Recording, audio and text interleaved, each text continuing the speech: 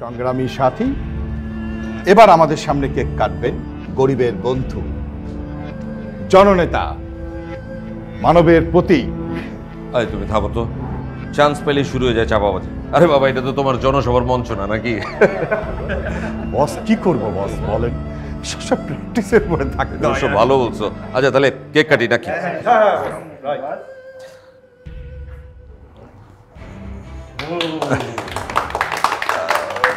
বস বস এবার কিন্তু আমাকে দক্ষিণ থেকে দিয়েন না বস, এই সেন্টার থেকে দেন।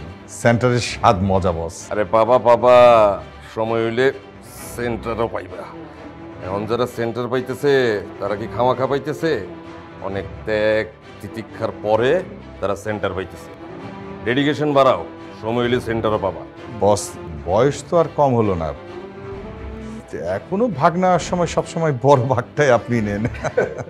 অভ্যাস, বুঝলা, অভ্যাস। একটা বয়সের পর দেখবা সবকিছু অভ্যাসের মধ্যেই চলতেছে।